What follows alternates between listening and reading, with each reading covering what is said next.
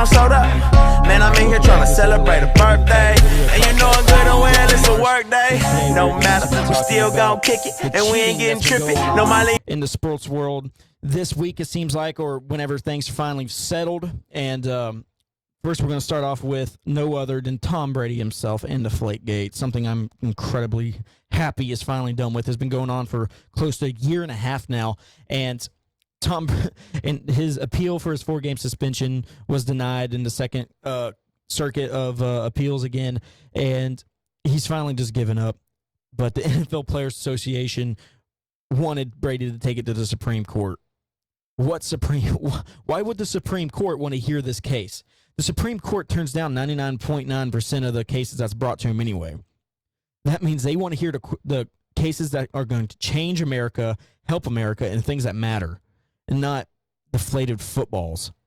You know, I'm glad it's over. Roger Goodell drugged this along too much. Tom Brady drugged it along too much. Get your suspension over with. Last year, you know, you didn't even win the Super Bowl anyway. It doesn't matter. I don't think it's going to affect the Patriots that much this year anyway. Because the 4 games he's gone, it's somewhat of a rough schedule. They play some good defenses, but I think they're going to be fine with Garoppolo being Brady's understudy these past 2 years. I think they're going to be fine. I say they go 2-2. I say their first game against Arizona, I say they lose because Arizona's defense is the best defense in the league. And then after that, the next 3 games Brady's gone are home games in Gillette Stadium, which is perfect for this because they got to play Miami, their second game at home. I think that's going to be easy. Then they play Houston at home for the CBS night game. They play at home against the Texans. Texans defense is very underrated because the Texans were a defense team last year. Like, their offense was awful, and they still made the playoffs. Their offense was hardly there anyway. Their defense had to carry them to the playoffs. You know, it's what's it saying? The offense wins championships with defense. I'm sorry, offense wins games, defense wins championships. Where for Texans, it's offense hardly does anything, and defense gets you to the wild card game. And their defense is very underrated, and I think they'll beat the Texans at home. But I think the Buffalo Bills are going to surprise them at home in the last game. I think their defense is going to get a lot better than it already was last year, already a top 10 defense in the league. I think they're going to surprise the Patriots and Brady's last game suspension. And then after that, you know, Patriots are the favorite to win the Super Bowl game. Whatever happens there. But next thing we're going to talk about is the Cardinals. I don't know. It didn't get too much attention, but back in 2013, the scouting director for the Cardinals, Chris Correa, he hacked into the Houston Astros database into player personal, like their scouting personal files and stuff. And today he was sentenced to 46 months in prison for hacking into the files and being sentenced to nearly 4 years in prison. I know that's a lot of time for this, but yes, I know hacking is a huge deal in the world now, and he pled guilty to 5 counts of the unauthorized access to a protected computer, but he also got 2 years of supervised release, and he's going to have to pay close to $300,000 in fines. Yes, just looking at the sentence, it makes me seem like he was planning to like hack a bank website or something, like a major bank. But you know, hacking's hacking, I guess. And he got sentenced to nearly 4 years, and you know, I'm shocked that it was the Cardinals because I feel like the Cardinals is the team in the major league that does things right. They follow everything by the rules, and they are always good. They never really have a superstar player. They are usually just the team that's there that usually makes the playoffs and seems like they always make a good playoff run. So finally, the Cardinals got something on their name now of cheating. But with that said, I was going to today into the show, I'm going to talk about 5 or 6 of these cheating scandals in the past that I think is very that I think have a significant role in some things, and some of them that I think are pretty funny, like with Sammy Sosa and the corked bat. We'll get to that later, but first we're going to start off one I think is pretty funny and ridiculous with Mike Tomlin. I'm sure a lot of y'all remember when Mike Tomlin was on the sidelines during a game against the rival, the Ravens, and Jacoby Jones was about to return a kick for a touchdown. And if you don't remember that, here's the video right here. I'll take a look at this. It's a 13-7 ball game, and on the kickoff, Jacoby Jones looks like he's going to take it the distance, but there might have been an unexpected roadblock there on the sideline. Take another look at how this happened. Mike Tomlin is actually on the field. Get out of the way. He was visiting. Come on, Mike. And his excuse was he was staring at the scoreboard, watching the play, and he didn't realize it was on his side of him until he saw himself on the screen. You know, Steelers, they have had a lot of success with coaches over the past few decades, you know, and hiring with Mike Tomlin, you know, and they got a Super Bowl with it. And he's a great coach. I will give him that. He's a great coach. But when this happened, I don't think he got too much attention, but it was big for a couple of days. But it actually cost the Steelers a draft pick, and Tomlin had to pay a $100,000 fine. But that's one I remember, because I remember I was sitting at a Wendy's, and I saw that, and my first thought was, okay, why did that just happen? But now we're going to move on to Bill Belichick and the Spygate. I think this is what caused all the other NFL scandals to be something gate. But with Spygate and Bill Belichick, you know, Bill Belichick with spying on the New York Jets, and, you know, with all the talk that we're talking about with the Patriots getting caught with cheating again, it brings back Spygate. And in 2007, the New England Patriots were caught videotaping the coach's signals from the New York Jets, and Roger Goodell ruled that the Patriots blatantly cheated and were taping the Jets from their sidelines, which is a huge violation, and it caused Belichick to pay the biggest fine for a coach in NFL history with a $500,000 fine, and the team had to pay $250,000, which is like a dime to them, and then also a first-round pick in the 2008 NFL Draft. And see, all this stuff going on with them right now, it does not help with the perception of the Patriots and how they get things done. Yes, they have I give him credit. Belichick's one of the greatest coaches in NFL history. Tom Brady's one of the greatest quarterbacks in NFL history. Gronkowski is a monster. Their offensive line is always great. Their defense is always stable. But this doesn't add to anything for them. Now we're moving on to the 1990s steroid era between these three, with Mark McGwire, Sammy Sosa, and Barry Bonds. And when these guys were just rocking 60 homers a season in the same year, it was one of those things where I was really young, and I loved watching these teams. And with that being said, it was like hearing about it when I grew up made me think, okay, well, this isn't exactly what I thought it was.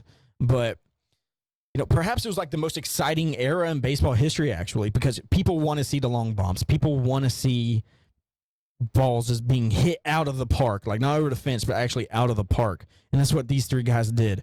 And they were doing it seemed like almost every single game they hit a home run. And, you know, it was tainted, you know, with them being busted with steroids, and then, you know, with King Clemente, winning the 1996 MVP National League, and then later admitting that he was using performing-enhancing drugs. And then A-Rod started getting busted in 2003, and Mark McGwire admitting after his career that he's been taking steroids, and Jose Canseco in the same year, 2005, releasing a book that detailed the steroid use and how about 40% of the players in the major leagues were using steroids. And this is another one I thought was really funny with Sammy Sosa and how he was hitting all these long bombs to center field. And yes, the dude's a monster, but he also used a cork bat. This is when he got caught using a cork bat. Run's going to score.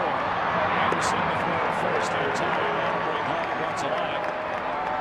Gonzalez to third gives Sosa his 25th RBI on a broken bat. The Cubs lead by 1 here in the first inning. Well, this isn't They're good. looking for a few It's more like I'm mad pieces the of umpires rubber. did. No, they're looking to see what's in the bat. And they want to see if what's in the bat is really the bat or if there's anything in there that shouldn't be in there. Chip, the only time I've seen something in there is if the bat is corked. Now, as far as we know, they have just the handle of the bat. They don't have the barrel of the bat. And Grzelcyk is going back to third. And Gonzalez is going back to second. And I believe there's going to be 2 outs. So still be a ground ball out, 4-3 for Sosa. I think the putout usually is given to the closest man to the play. In that case, it would be the catcher. 2 unassisted. That's how they work with interference. And that's what they were looking at. There's the Now, cork. Chip, I'm thinking from And Sammy Sosa's excuse was he used a cork bat during batting practice to put on a show for the fans, and he got it mixed up with his actual game bat, which is a huge lie, but it's a good lie. It's a good cover up because yeah, everyone hits bombs during batting practice, and people want to see that. But come on, Sammy. But still a great hitter, and 2 out of the, with Barry Bonds being busted for steroids and everyone saying he's not the true home run champion.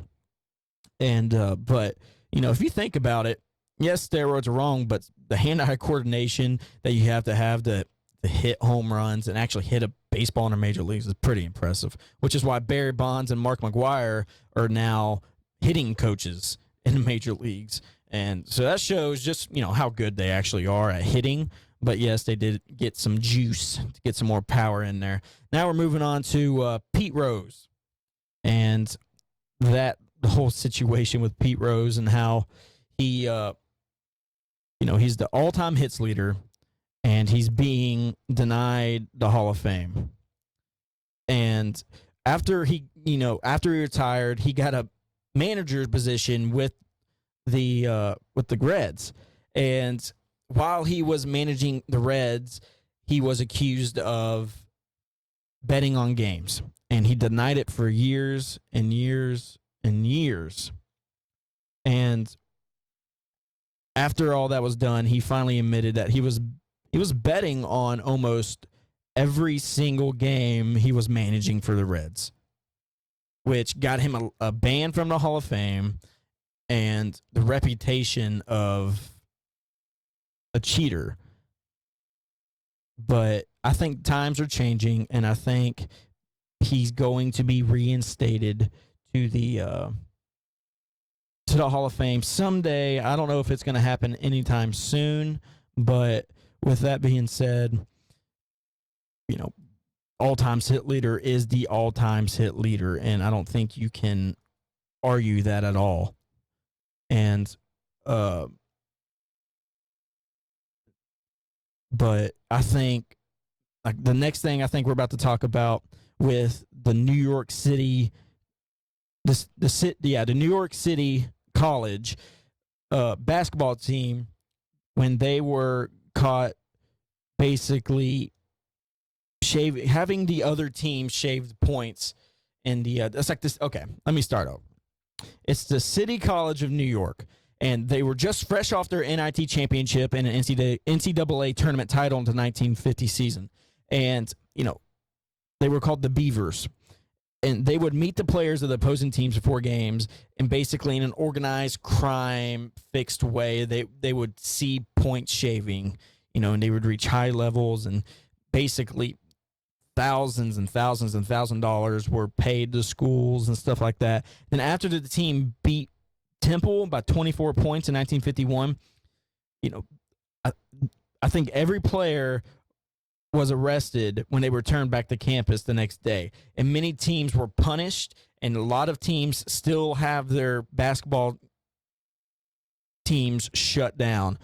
But Kentucky was one of the teams where they got their team dismantled, but they were able to bounce back after one season of not having a team. And I think this is something a lot of people don't remember, but this is one of the first big point-shaving games. Now we're going to move on to Sean Payton and how I know a lot of us remember the Bountygate scandal. And, you know, it might not be like giving a team an advantage or, you know, picking up schemes to have an advantage in a game, but the Saints violated an NFL rule by offering bonuses for basically injuring other players in the league. And as a result of the bounties that they handed out by the coaches and players in like a kind of like a locker room pool type thing.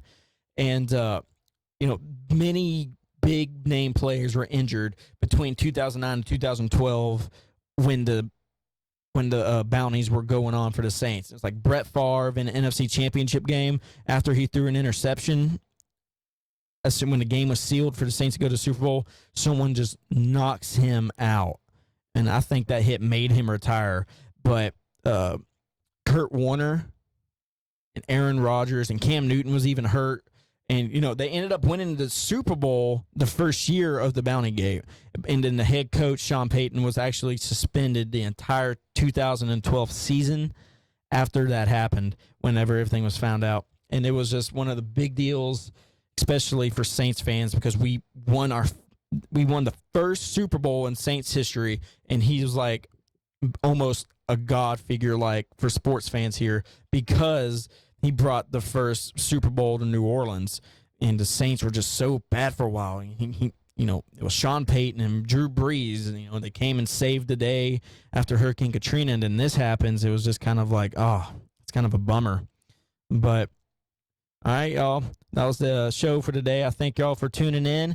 Thank y'all, and look out for the next video. Y'all have a blessed day.